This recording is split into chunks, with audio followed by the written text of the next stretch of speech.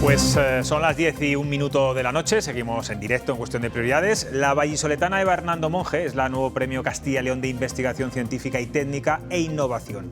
El jurado decidió este lunes conceder este galardón a esta doctora en Biología Molecular, afincada en Estados Unidos, donde ostenta la cátedra de Patología de la Facultad de Medicina Grossman en la Universidad de Nueva York.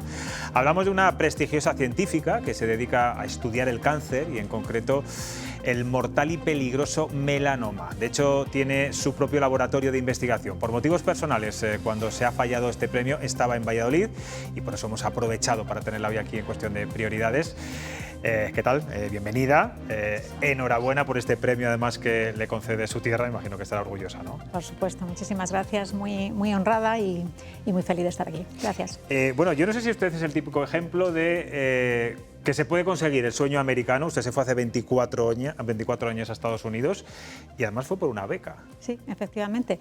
Una beca que además mi padre me trajo a mi atención y de hecho hace poco él me enseñó el recorte de periódico donde aparecía esta beca. Era una beca de Caja Madrid, en lo que entonces era Caja Madrid, de colaboración entre el CENIO y el Memorial Sloan Kettering Cancer Center para estudiar investigación oncológica. Y con esa beca me fui en el año 2000.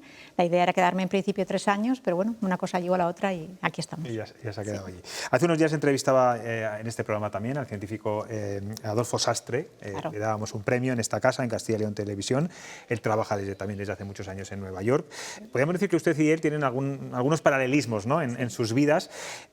¿Por qué tantos investigadores españoles se van fuera y no vuelven a nuestro país? A ver, yo creo que una de las principales razones es que la ciencia en Estados Unidos tiene otro volumen, ¿no?, otra masa crítica, lo que nosotros llamamos masa crítica. Es decir, la cantidad de científicos que trabajan en distintas áreas de especialización produce una especie de caldo de cultivo donde nuevas ideas pueden fructificar y podemos traer a personas que tienen distintas áreas de especialización. Eso ahora es muy importante porque la ciencia es multidisciplinar. Necesitamos atraer personas que tengan experiencia en computación, en metabolismo, en inmunología, y eso hace un ambiente muy rico. Y una vez que uno se acostumbra a eso, es difícil renunciar a ello. Usted estudia desde hace unos años uno de los cánceres más agresivos del mundo, el melanoma en la piel y la metástasis. ¿Qué ha aprendido durante estos años? ¿A qué conclusión podría llegar? Y también me gustaría saber por qué este cáncer es uno de los mejores modelos para precisamente estudiar la metástasis. Claro, como sabes, el melanoma inicialmente es diagnosticado en la piel y cuando aparece en estado temprano, estadio 1 o 2, se mide en milímetros. Y aunque puede ser completamente reseccionado quirúrgicamente, en un porcentaje significativo de pacientes este tumor es capaz de diseminar incluso en esas primeras fases y años más tarde aparecer en el pulmón, el hígado o incluso el cerebro. Entonces, es más rápido, digamos, que esas células vayan a otros órganos que en otros cánceres. Efectivamente. En cuanto hay una pequeña masa tumoral, hay células que ya durante ese proceso de transformación ya están siendo capaces de escapar del tumor primario, llegar a la circulación y diseminar a otros órganos. Esto le convierte en un modelo de metástasis increíble. Por eso hemos aprendido mucho de él, porque hay pocos tumores que tengan tanta capacidad de diseminación como el melanoma. Y hemos aprendido a cuidarnos más, a cuidarnos la piel en estos últimos años. Es verdad que cuando yo era pequeño, como hacemos ahora, sobre todo en verano, cómo nos protegemos, etcétera, porque además me consta que la tasa de mortalidad por este cáncer ha disminuido bastante también, ¿no? Sí. Entonces, efectivamente, la prevención ha aumentado, somos más conscientes del daño del sol en nuestra piel y hay mayor cultura de acudir al dermatólogo anualmente para revisiones anuales. Pero tenemos que seguir insistiendo porque al mismo tiempo tenemos la presión social de que estar morenos y estar de ir a la playa, etcétera, tiene un atractivo social. Entonces, por eso es importante que continuemos con la prevención. Pero efectivamente, en los últimos 15 años ha mejorado muchísimo el pronóstico de los pacientes con melanoma metastático. Cuando yo empecé a trabajar en este campo, la supervivencia era de 5% a 5 años y ahora es de aproximadamente 50%. 5 años en tan poco tiempo.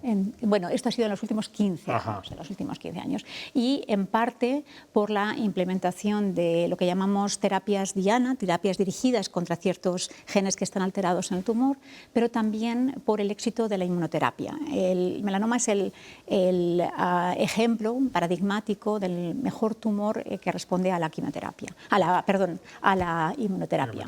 Y de la misma manera, estos avances en melanoma se han empezado a aplicar también a otros tumores que responden a la inmunoterapia, que es la terapia en la que conseguimos levantar de nuevo, despertar al sistema inmune contra el tumor.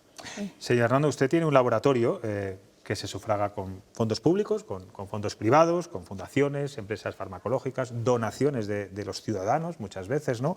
Dependemos en España demasiado de la financiación pública para la investigación. Tenemos que copiar en algo a ese modelo americano. Definitivamente, definitivamente.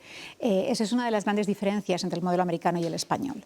En Estados Unidos, la mayor fuente de financiación, obviamente, es el Instituto Nacional de la Salud y, en particular, en el caso de mi laboratorio, el Instituto Nacional del Cáncer, ¿no?, que es uno de los institutos del NIH.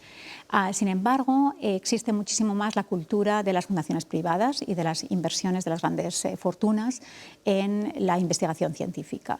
Y ahí es donde se produce la gran diferencia, puesto que en España dependemos absolutamente de la inversión del Estado, y eso hace que la inversión en ciencia esté muy conectada a la situación económica del país. Por eso tenemos que involucrar cada vez más a la industria farmacéutica, a las fundaciones privadas, a las grandes fortunas y a la sociedad civil, que tiene que participar en la financiación de la investigación, puesto que al final todos nos beneficiamos de ella. ¿Y eso cómo se puede hacer? Porque esa cultura, sobre todo de la sociedad civil, es más complicada, ¿no? Sí, esa es una de las grandes diferencias que ha encontrado la sociedad española y la americana. Yo creo que el europeo en general, no solamente el español, tiende a pensar que este tipo de asuntos se delegan en el Estado. Uno paga sus impuestos y espera que el Estado provea, ¿no?, en la educación. Tenemos el derecho de que nos asistan y de que tengamos la ciencia a nuestro servicio, digamos. Efectivamente, mientras que en Estados Unidos las tasas, los impuestos no llegan a tanto, y eso hace que la sociedad tenga que organizarse para mejorar la educación y mejorar la investigación. Y eso los ciudadanos lo han aprendido, y por eso se da muchísimas más donaciones e implicación en fundaciones privadas. Claro, y eso es lo una que gran ocurre fuente. en España es que luego hay casos como Amancio Ortega, que de repente decide donar 280 millones a la sanidad pública y hay sectores de la población, partidos políticos, que se le echan encima. No sé cómo lo vio usted desde Estados Unidos todo esto. Yo observé esa situación con bastante perplejidad, es decir, puesto que en Estados Unidos es algo completamente habitual que las grandes fortunas inviertan, y sí, se benefician porque tienen sus tax breaks, ¿no?, sus descuentos de impuestos, pero al mismo tiempo todos nos beneficiamos de esa inversión. Por eso yo creo que tenemos que no solamente darle las gracias al señor Ortega y a todos los demás, sino atraer ese tipo de fondos para seguir potenciando la investigación y la inversión en salud, ¿no?, de la que nos beneficiamos todos. Usted en estos momentos en Valladolid, bueno, por una cuestión personal, está cuidando a su madre, que está en el hospital. Me decía que a lo mejor mañana la den alta, ojalá sea así. Sí. Lleva varios días en contacto con la sanidad pública, entiendo que la conocía también, aunque no sé si la ha usado, bueno, pues tanto como estos días, lamentablemente. ¿Qué diferencias o qué tenemos que aprender también? Porque es verdad que la sanidad pública en España está como constantemente, nos estamos quejando siempre, que siempre exigimos más y no estamos lo suficientemente satisfechos, aunque bueno, es verdad que luego los barómetros sanitarios no dan mala nota al servicio público sanitario. Pero si la comparamos con la estadounidense, tenemos que estar orgullosos, tenemos que sacar pecho. Absolutamente, tenemos que estar orgullosos. Sí, efectivamente he tenido mucha oportunidad de comparar a lo largo de los años, puesto que mis padres son mayores y han pasado muchas veces por los centros de salud y hospitales de Valladolid. He tenido la oportunidad de comparar, ¿no?, los dos sistemas, uno completamente privado con el sistema de salud público. Y la verdad que si hay contrastes, y los hay, o sea, yo trabajo en uno de los hospitales más modernos ahora mismo del mundo, ¿no?, en cuanto a instalaciones, infraestructura, y ahí hay una gran diferencia, efectivamente, si lo comparas con un hospital más viejo. Pero lo que sí que me llama la atención y siempre me llena de muchísima satisfacción es la profesionalidad de nuestros empleados de la salud, ¿no?, desde los doctores, enfermeras, auxiliares. Todo el mundo tiene una increíble profesionalidad y una increíble humanidad. Esa parte definitivamente es de la que tenemos que estar más orgullosos, la forma como tratan al paciente, la empatía, la involucración en cada uno de los casos. Eso marca una enorme diferencia con el sistema americano. Respecto a la formación. La formación es excelente. No creo que tengamos nada que envidiarle a la formación de los doctores americanos. Está muy bien escuchar a veces testimonios como el suyo. Sí, por cierto, quiero preguntarle algo de actualidad. Ayer Trump arrasó en el supermartes. Bueno, ya por la cara veo por dónde va. Teme que la llegada, o si llega finalmente a la Casa Blanca, no sé en el sector científico de la investigación cómo se está viendo, porque él ya ha dicho que las primeras cosas que va a hacer es hacer recortes en la investigación. Sí, para nosotros es muy mala noticia, ¿no? Volver a vivir este duelo, y además con Trump partiendo como aventajado candidato, desafortunadamente. Sí, él es una persona que no cree en el valor de la investigación, que no cree en el cambio climático, ya hizo muchísimo daño durante las campañas de vacunación asociadas a la pandemia, de tal manera que sabemos que estar en sus manos no son buenas noticias para la inversión en ciencia. Y desde el punto de vista social, ¿no?, de la sociedad americana, creo que es un tremendo retroceso el que se puede producir con un segundo gobierno, un segundo término de Trump. Fernando, aquí se ha aprobado hace muy poco que los becarios puedan empezar a cotizar ya a la Seguridad Social por las prácticas. Quiero que nos diga cuánto cobra un becario, por ejemplo, en su laboratorio, que está empezando, que se está formando, qué sueldo tiene. Sí, estas reivindicaciones de mejores condiciones laborales también han pasado en estos años en Estados Unidos, especialmente después de la pandemia. Ahora mismo Aquí estamos lejos todavía, ¿no?, de llegar a la situación, no sé si privilegiada, que tienen los becarios en Estados Unidos. Bueno, ellos se quejan igualmente, creo que al final todo el mundo se queja de su situación, pero ellos han conseguido ahora en Nueva York un mínimo de $50.000. $50.000, y a mayores, mi laboratorio, yo tengo que... 50.000 horas, 65.000 euros sería aproximadamente más o menos. 62.000, 65.000, dependiendo del cambio, ¿no? Y sobre eso tenemos que nosotros añadir un 39% adicional para seguro médico, inscripción en los cursos graduados, etc. Un postdoctorado, es decir, una persona que ya ha leído la tesis, cobra $70.000 de mínimo. Y en Monte Sinaí, el hospital donde trabaja Adolfo, de hecho, se han formado un sindicato para reivindicar mejores condiciones laborales. O sea, creo que estamos asistiendo a un movimiento en general de los estudiantes y de los trabajadores de la ciencia de mejorar sus condiciones laborales en todo el mundo. Hombre, es verdad que la realidad económica de España y Estados Unidos es distinta. Los pisos de alquiler, me imagino que en Nueva York no tienen absolutamente nada que ver con los que pueda haber incluso en Madrid o Barcelona, pero la situación es auténticamente de privilegio, ¿no?, o por lo menos desde fuera.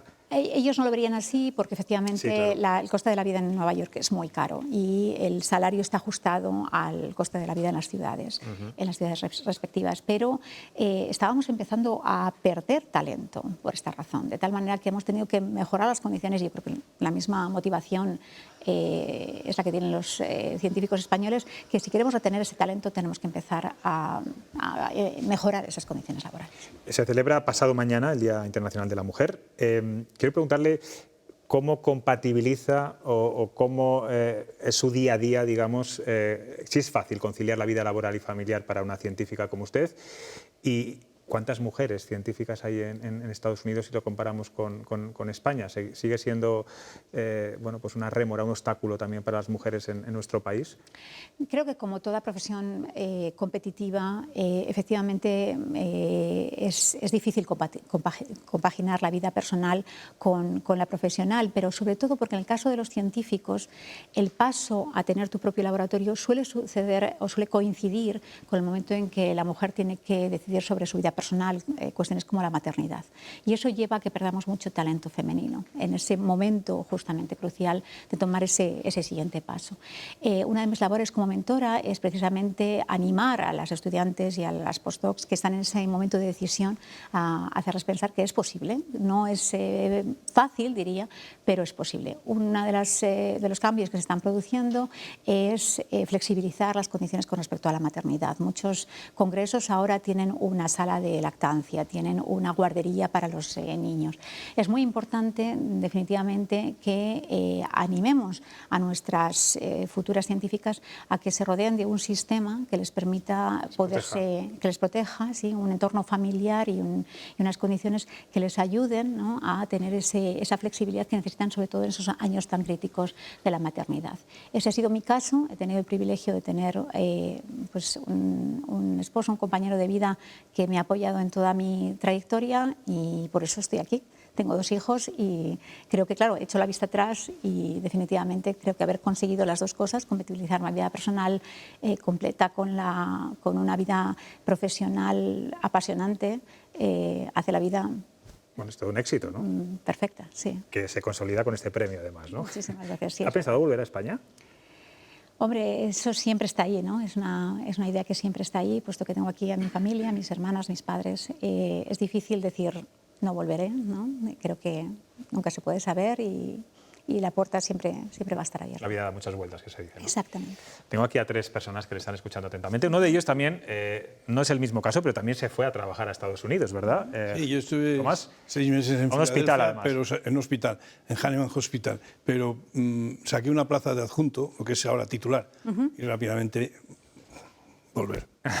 Claro. Tenía un buen contrato, yo cobraba allí $1.200 al mes. Oh, wow, pues Del año 83, Uy. y era mucho dinero, vamos. Sí, sí. Mi jefe cobraba un poco más, vamos, cobraba más, pero en comparación, vamos, era la envidia de todos los becarios. Claro. Y la verdad es que saqué la posición y me tuve que venir.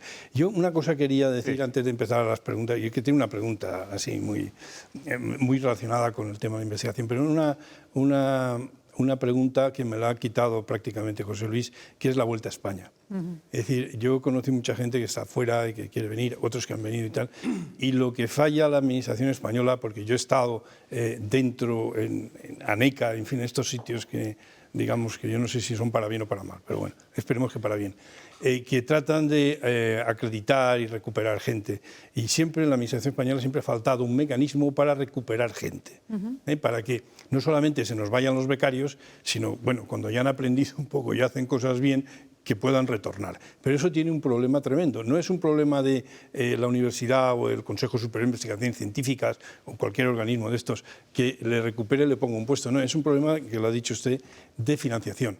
Aquí esto es la guerra de las galaxias, lo que ha contado usted, comparado con lo que hay aquí. Entonces sería casi imposible que alguien, un caso de éxito como el suyo, viniese aquí si no tuviese un apoyo muy potente. Yo solamente conozco algún caso que es en Salamanca, de Eugenio Santos y alguno más. Y Mariano Barbací, que fue compañero mío. Estuvimos haciendo la tesis juntos en el Consejo. Y solamente conozco algún caso de esos y alguno más. Por ejemplo, el caso de Sastre, yo no sé si volverá, pero es que es lamentable que casos de éxito, gente importante en el terreno científico, que no tenga ese apoyo del gobierno, no solamente para venir y colocarle en un organigrama o en el staff, por decirlo de alguna manera, catedrático o lo que sea, no es eso, es darle los medios y el tamaño de grupo, que es importantísimo. Aquí los tamaños son así, en América son así. Entonces, darle el tamaño y los recursos para que pueda seguir haciendo cosas, porque si no, hemos matado. Aquí sale la gente, se forma, viene aquí y se acabó. Ese es el tercer. Efectivamente. Sí, ha habido algunos mecanismos de retorno y sigue habiéndolos. Hace aproximadamente 20 años surgió el contrato Ramón y Cajal, que permitía atraer a científicos que, como yo en aquella época, habían estado 3 o 4 años afuera. A mí se me concedió uno de estos contratos, entonces estuve en ese momento de decisión entre quedarme y volver. El problema es lo que usted ha dicho, la transición al futuro, la certeza de que va a haber una financiación continuada, ¿no? Y sabemos, porque muchos de mis compañeros regresaron con contratos como ese, y precisamente los que han regresado a las universidades han sufrido mucho más ese vaivén, esa incertidumbre en la adjudicación de contratos, becas y demás. Y eso hace que no puedas hacer grandes planes a largo plazo. Eso es la gran diferencia, ¿no? La gran diferencia con respecto al sistema americano es que sabemos que hay continuidad y entonces uno puede plantearse proyectos mucho más ambiciosos y a largo plazo porque sabes que no te vas a quedar sin financiación por el camino, ¿no? La cuestión de seguridad, ¿no? Sí, y el científico necesita cierta seguridad. Claro. Isabel. Sí, hola, buenas noches y enhorabuena. Planteaba antes, cuando le preguntaba a José Luis, en la situación de los becarios, ¿no? Y que había un momento que se les había tenido que atender sus reivindicaciones porque corrían el peligro de perder talentos. ¿Y esos talentos a dónde se van? ¿Qué otros países han copiado y son punteros ahora mismo y le pueden disputar, o por lo menos juegan en la misma liga que los hospitales o los centros de investigación en los que trabajan en Estados Unidos? Sí, yo creo que hay algunos países europeos que han apostado mucho más fuerte a la investigación, incluso en épocas de crisis económica, puesto que han visto que además la ciencia en sí mismo puede ser una fuente de ingresos enorme para el país, ¿no? Dinamarca, Alemania, Suiza tienen mayor inversión en la investigación y atraen mucho más talento de lo que podemos atraer nosotros acá. Singapur, China. China en los últimos años ha hecho un esfuerzo desmesurado en atraer personas que se habían formado en Estados Unidos y ahora han vuelto a formar sus propios laboratorios de investigación con contratos absolutamente competitivos con los que reciben en Estados Unidos. Y esa es la gran diferencia. ¿Y esos países europeos, el modelo que tienen también es de esa financiación mixta? Es decir, ¿han entendido que si no dan entrada o atraen a las fundaciones? Sí, en parte, claro, viven o se financian a través de la financiación europea, que también llega aquí a algunos de nuestros laboratorios de excelencia, en el CENIO, en algunos centros de Barcelona, pero además sí reciben también financiaciones de empresas farmacéuticas. Es el caso, no voy a dar nombres efectivamente, pero ustedes pueden pensar en empresas farmacéuticas que están instaladas en Europa. Entonces ese modelo lo tenemos que traer mucho más aquí. Está empezando, indudablemente la Asociación Española contra el Cáncer hace un esfuerzo tremendo de financiación y soy miembro del tribunal de algunos de estos proyectos y veo el esfuerzo que están haciendo para atraer fondos y para financiar proyectos más ambiciosos, ¿no? Estamos hablando de proyectos de mayor envergadura, pero claro, todavía nos queda un camino por recorrer. Javier. Bueno, Eva, enhorabuena por el premio. Primero agradecerte lo que has dicho de la sanidad pública española. Yo creo que es de las mejores sanidades públicas del mundo, al margen de sus problemas presupuestarios, de plantillas que pueda haber en algunos momentos, ¿no? Y que en todo caso aquí, aunque no tengas dinero, te atienden en un centro de salud, en urgencias, y te operan si es necesario, y eso no sucede en Estados Unidos. Yo recuerdo la pelea que tuvo Obama para intentar y al final conseguir ampliar que algo de sanidad llegara a 40 y no sé qué millones de americanos que no la tenían, sino, ¿no? Por lo tanto, que es para estar orgullosos.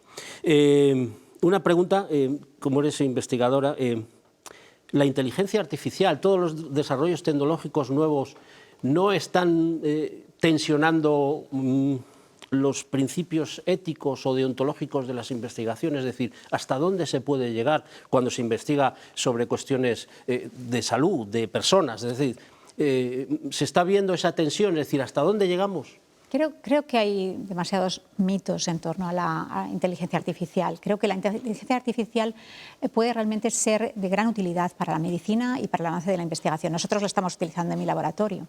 Creo que es un instrumento, ¿no? Y si es un instrumento que está al servicio del avance científico, nos va a ayudar en muchísimos aspectos. Por ejemplo, en el diagnóstico, ¿no? El entrenar a la inteligencia artificial a poder identificar qué tumores son desde un estadio anterior más agresivos y que por lo tanto a esos pacientes les tenemos que dar una terapia adyuvante, una terapia mucho más agresiva desde el principio. Eso es algo en lo que la inteligencia artificial ya nos está empezando a ayudar, ¿no? Utilizando imágenes de diagnóstico, utilizando imágenes de patología. Entonces yo soy defensora del uso de la inteligencia artificial siempre y cuando haya una regulación, ¿no? Siempre que tengamos los mecanismos legales para asegurarnos hasta dónde llega y hasta qué punto es, como digo, una herramienta a nuestro servicio.